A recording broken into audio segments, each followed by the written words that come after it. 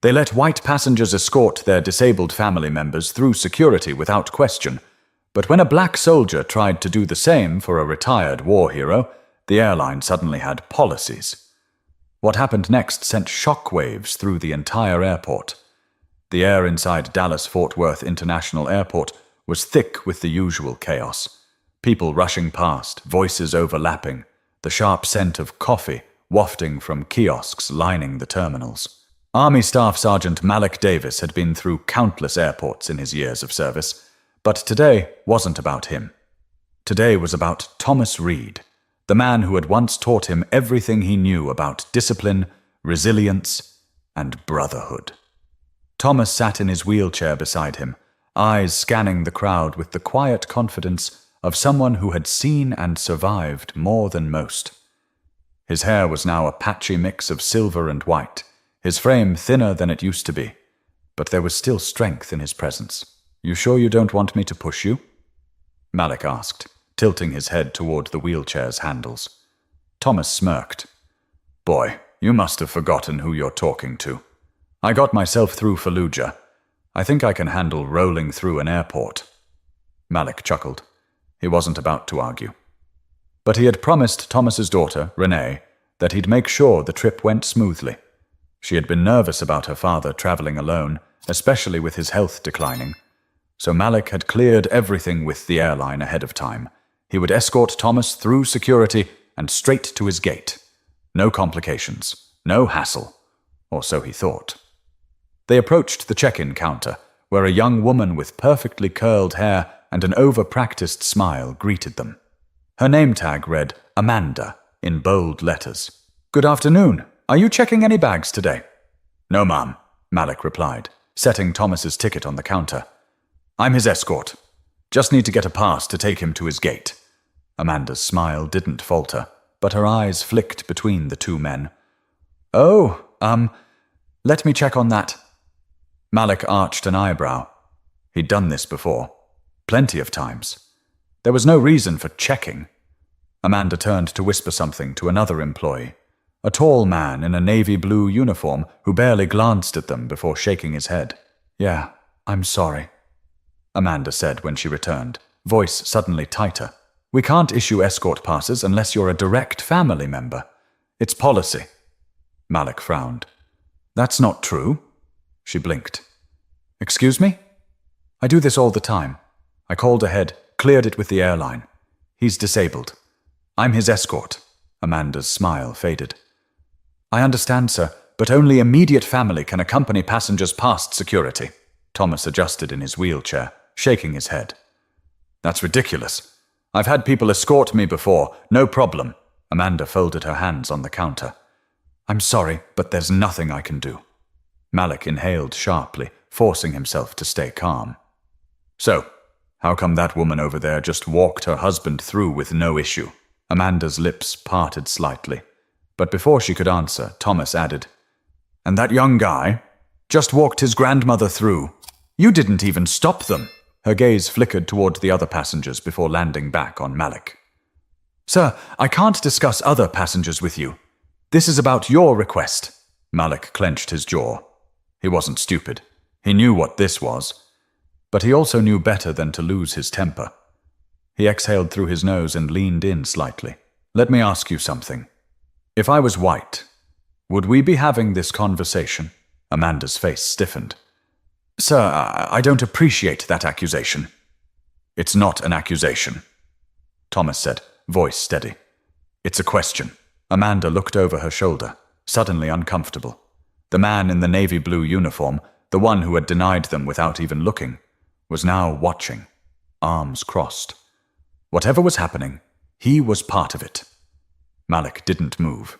He could feel the heat building behind his ears, the tension winding tight in his chest. He glanced down at Thomas, who had seen this kind of thing too many times before. And the worst part? He wasn't even surprised. But Malik wasn't about to let this slide. He straightened, set his palms on the counter and said, "We're not leaving. You're either going to do your job, or you're going to give me the name of someone who will." Amanda hesitated, eyes darting toward the navy blue man again. She was waiting for permission. But before she could speak, someone else did. "Excuse me," a voice cut in. "Why exactly can't he escort his friend?" A woman in line had turned toward them, middle-aged, blonde, with a sharp expression. Malik didn't know her, but in that moment, she was an ally. And she wasn't the only one watching. But this was only the beginning. Amanda's posture stiffened as more heads turned toward the counter. Conversations around them quieted, replaced by the growing tension hanging in the air. The woman who had spoken up, a sharp-dressed professional with a boarding pass in hand, took a step closer, her eyebrows knitting together. "I just walked my husband to security 10 minutes ago," she said, looking Amanda directly in the eye. "Nobody stopped me. So why is this different?" Amanda's fingers tapped against the keyboard, though she wasn't typing. The man in the navy blue uniform stepped forward, his name tag catching the light. "D. Hastings, Airline Operations." His presence was meant to be intimidating. "Ma'am," Hastings said, voice flat. "This is a private matter between us and the passenger. We ask that you continue with your travel plans." The woman scoffed. "Oh, I see. When I did the exact same thing, it wasn't a private matter. But now, suddenly, it's policy." Malik held Thomas's ticket up between two fingers. "You can stop playing games. I already called the airline. This was cleared." Hastings barely glanced at the ticket. "Things change." Malik stared at him. "That right?" Thomas sighed from his wheelchair, adjusting his posture. "Y'all got any idea who you're talking to?" Hastings folded his arms, unimpressed. "Sir, this conversation isn't going anywhere.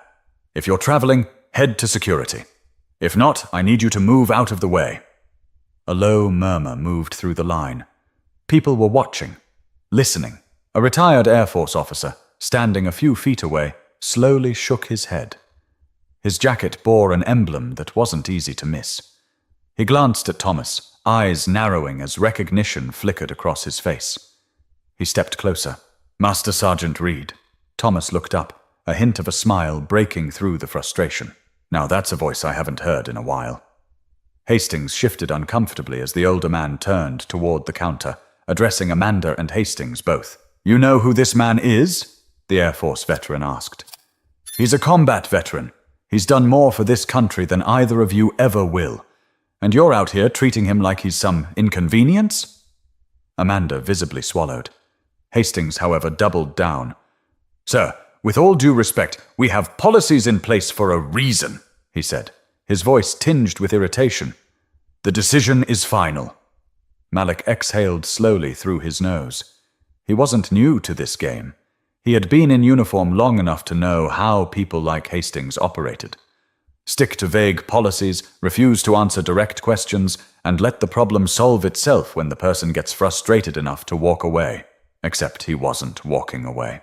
"You're telling me," Malik said carefully, "that out of every single person in this terminal, I'm the only one who can't escort someone past security?" Hastings didn't answer. Malik turned his head slightly, scanning the crowd.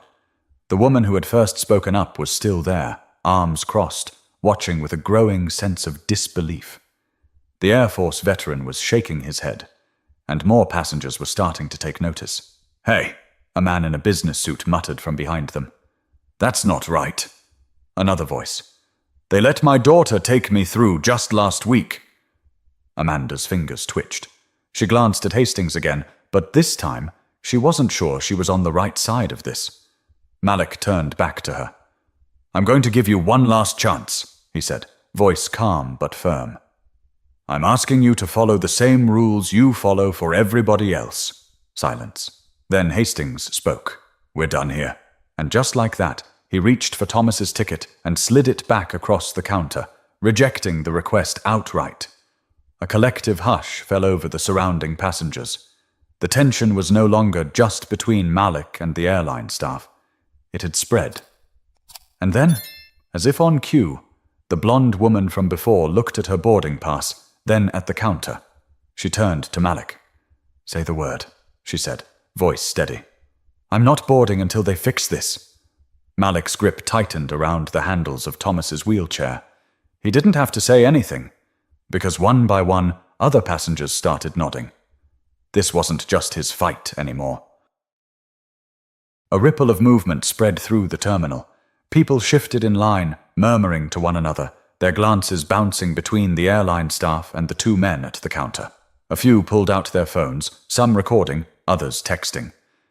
It didn't take long before someone aimed a camera straight at Hastings. Malik noticed the shift immediately. This wasn't just an argument anymore. It was becoming a moment. The blonde woman who had spoken up earlier set her purse down with a quiet finality, her face locked in determination. "I mean it," she said, looking Hastings dead in the eye. "If he doesn't get to escort his friend, I'm not getting on that plane." A middle-aged black man in a button-down stepped forward next.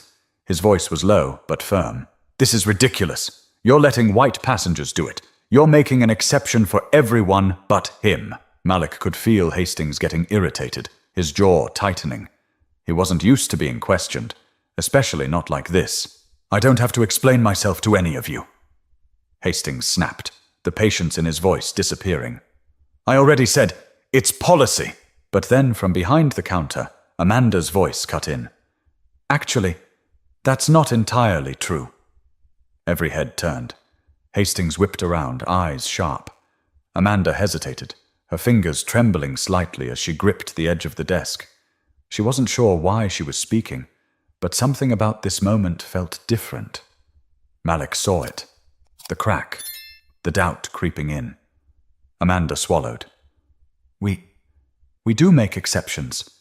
I've seen it happen." She glanced at Hastings. "Just last week, Mr. Delacroix escorted his father through. Nobody stopped him." Hastings's eyes darkened. "Amanda, this isn't your concern." Amanda shrank slightly but didn't back down. "But it is, isn't it?" Her voice was quieter, but the weight of the words hit hard. Hastings turned back to Malik, his voice sharp. "This is private property. If you continue to disrupt operations, I'll have security remove you." A low scoff came from Thomas. The old man adjusted in his wheelchair, rolling his shoulders like he used to before long marches in the desert. "I'd love to see you try." Hastings shot him a look. "Sir, no. You listen to me, son." Thomas's voice, though gravelly, was ironclad, the kind of tone that demanded respect. "I fought for this country. I bled for it. I lost friends for it. And you think I don't see what's happening here?" Silence. "You want us to go away," Thomas continued. "You want us to back down, because that makes life easier for you." He leaned forward slightly in his wheelchair, his eyes locked onto Hastings. "But if you think for 1 second that I'm going to let you treat me and this man like we're second-class citizens, you've got another thing coming." A smattering of applause broke out behind them. Just a few claps, but it was enough. Enough for Hastings to realize he had lost control. The blonde woman's voice rang out again. "I don't know about the rest of y'all, but I'm serious. If they don't fix this, I'm not getting on that plane." More murmurs, more nods. A young mother with a toddler on her hip turned to her husband, shaking her head. "He served our country," she said. "Why are we even debating this?" Hastings exhaled sharply and turned away, reaching for his radio. Malik didn't know who he was calling, but he could guess. That was fine, because it was too late. The crowd wasn't just watching anymore. They were in it. And Malik wasn't leaving until Thomas got what he deserved. But Hastings wasn't ready to give up just yet. Hastings muttered into his radio, his back turned to the growing crowd. Malik didn't need to hear the words to know what was happening. Security was coming, but so was something else. The shift in the terminal was undeniable now. Passengers weren't just watching passively anymore. They were talking, questioning, standing a little closer to the counter. Momentum was building. The retired Air Force officer who had recognized Thomas stepped forward again, his expression sharp with authority. "I don't know what kind of game you're playing," he said, voice steady. "But if you think a decorated veteran is going to be treated like this while I stand here, you're sorely mistaken." Hastings stiffened. "Sir, this does not concern you." The officer's face darkened. "The hell it doesn't. I served too. I know exactly what this is." He turned to the crowd. "How many of you have family in the military?" A few hands went up. Then a lot more. "Then you know," the officer continued. You know what it means to give everything to this country, and then come home to this. He gestured at Thomas, sitting motionless in his wheelchair. Another voice broke through the crowd, a younger woman in a denim jacket. My brother's a Marine. If this happened to him, I'd lose my mind. She shook her head. This is disgusting. A middle-aged black woman holding a rolling suitcase spoke next. This country takes and takes from black soldiers and then tosses them aside the second they need something back. She crossed her arms. We see it. We all see it. The temperature in the terminal changed. This wasn't just about Malik and Thomas anymore. This was about something bigger. Hastings turned, his expression shifting. Not to anger, but to panic. His eyes darted around at the faces staring back at him. The crowd wasn't just growing, it was uniting. And then from behind the counter, Amanda whispered, just loud enough for Malik to hear. You've got them now. But Hastings still wasn't backing down. If you refuse to comply, he said, raising his voice just enough to sound like he was in charge, I will have to call for security intervention. Another murmur swept through the crowd, this time not of concern, but of defiance. The blonde woman who had spoken first? She folded her arms and took a step back. Go ahead. Call them. I'm not moving. The man in the button-down nodded. Same here. The young mother bounced her toddler on her hip. We're not going anywhere.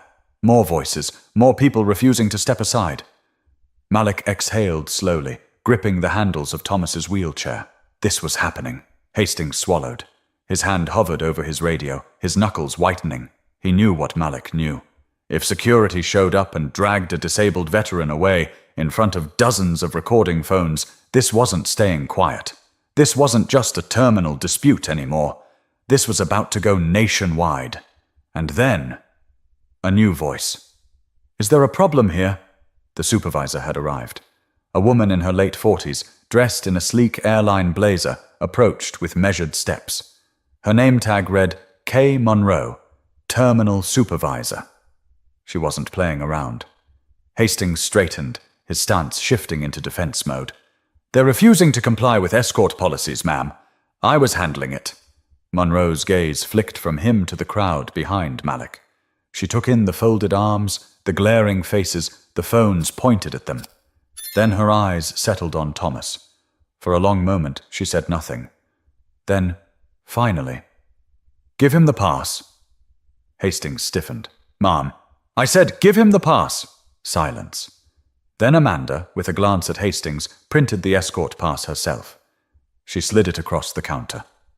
And just like that, they won. But Hastings had one more thing to say. Hastings' face twisted as Monroe's words sank in. His jaw worked like he wanted to say something, but the weight of the moment had shifted. He'd lost. Amanda, her fingers steady this time, pushed the freshly printed escort pass across the counter toward Malik. There you go, sir, she said, her voice softer now. You're all set. Malik didn't move right away. Not because he was hesitant, but because he wanted everyone to see it. See how simple it had been. How quickly and easily it could have been done from the start. Thomas let out a slow breath beside him, his fingers gripping the arms of his wheelchair. Took you all long enough. The tension should have broken then, but Hastings wasn't done. His pride wouldn't let him be. He squared his shoulders, shifting toward Monroe. I don't agree with this decision. Monroe barely looked at him. That's fine. It's not your call, Hastings bristled. This kind of disruption... Disruption? Malik cut in. The only reason this turned into anything is because you made it something.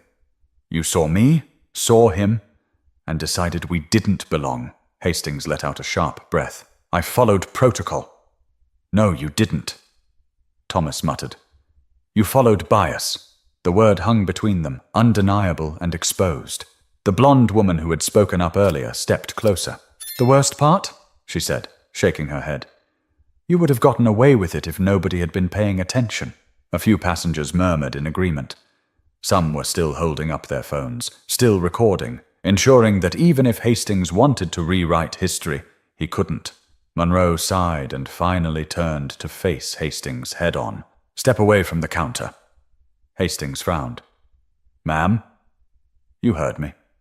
Her voice was calm but firm. "Take a break. Now." He hesitated like he wanted to argue.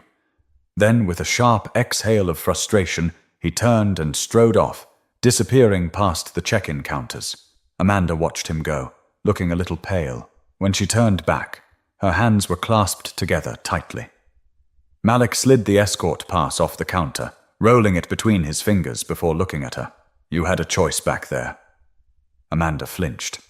Just barely, but enough that he noticed. After a moment, she said, "I know." Malik held her gaze for a second longer before turning back to Thomas. "You ready, old man?" Thomas snorted. "Been ready." The crowd hadn't dispersed yet. People were still talking, shaking their heads, muttering about what had just happened. The blonde woman gave Malik a firm nod. The Air Force veteran saluted Thomas. And then, a slow clap. It started from somewhere in the back. Then another, and then another. A scattered but powerful wave of applause rolled through the terminal. It wasn't for Malik. It wasn't even just for Thomas. It was for what had just happened, for the stand that had been taken, for the people who had refused to look away. And as Malik pushed Thomas toward security, Monroe's voice carried after them. "I'll be filing a report on this," she said, loud enough for everyone to hear. "This will not happen again." But the truth was, it already had. And it would again, unless more people were willing to take a stand. Malik pushed Thomas through security, feeling the weight of what had just happened settle over him. The moment wasn't lost on him. They had won, but they shouldn't have had to fight in the first place. Thomas sat in his wheelchair, his fingers tapping lightly against the armrest. He was quiet, his expression unreadable. But Malik knew him too well. The old man was thinking, processing. "They'll do it again, you know," Thomas said suddenly, his voice low. "Maybe not to us, maybe not tomorrow, but someone else." Malik exhaled through his nose. "I know." They reached the TSA checkpoint, where an officer waved them forward. This time there was no issue, no hesitation, no questioning whether they belonged. They made it through without another word from the staff.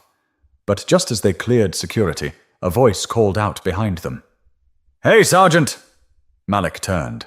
It was the Air Force veteran who had spoken up earlier. He approached, his pace quick, but his face calm. "I just wanted to say something before you take off," he said, stopping in front of Thomas. "What happened back there?" He shook his head. "It made me sick to my stomach, but I've got to tell you, I was proud to see the way you handled it." Thomas gave a small, knowing nod. "You do what you got to do." The veteran's eyes flickered to Malik. "And you?" He gave a short chuckle. "I don't know if I would have kept my cool the way you did. But that right there, that's leadership." Malik didn't respond right away. He wasn't looking for praise. The veteran's face grew serious. "I recorded the whole thing," he admitted. "So did a lot of people. I sent it to a few friends already. People are going to see this." Malik glanced at Thomas, then back at the veteran. He nodded. "Good." The veteran reached out, shaking Thomas's hand, then Malik's. "Safe travels, gentlemen." As he walked away, Thomas smirked, his tone amused. "You know this is going to blow up, right?" Malik shrugged. "Let it." But he wasn't prepared for just how big it would get. By the time they reached the gate, his phone was already buzzing. At first he thought it was just Renee checking in. But then he saw the notifications. Texts, missed calls, mentions. And then he saw the videos. Clips from the terminal were already spreading on social media. The footage was clear. Malik at the counter, Thomas beside him, the growing crowd, the confrontation, the moment Monroe shut Hastings down. One video, posted by the young mother who had spoken up, already had thousands of shares. The caption? "They messed with the wrong soldier today." Malik let out a slow breath, scrolling through the comments. "This is what systemic racism looks like in real time. I can't believe this still happens in 2025. Respect to everyone who stood up. This is how you fight back." The impact was already growing. This wasn't just going to fade away. Thomas chuckled, watching him. "Told you." Malik locked his phone and slipped it into his pocket. "I didn't do it for the views." Thomas nodded. "I know. He tapped the armrest of his wheelchair. "But that doesn't mean it won't change something." Malik sighed, crossing his arms. "You really think so?" Thomas looked out toward the boarding area, his eyes steady. "I've seen this country at its worst," he said.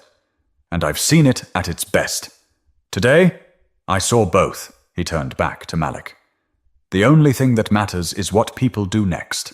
Malik sat with that thought for a moment, letting it settle. Then, over the loudspeaker, the gate agent announced pre-boarding. Malik stood and gripped the handles of Thomas's wheelchair. "You ready?" Thomas smirked. "I was born ready." Malik pushed him forward, and together they moved toward the gate, toward whatever came next.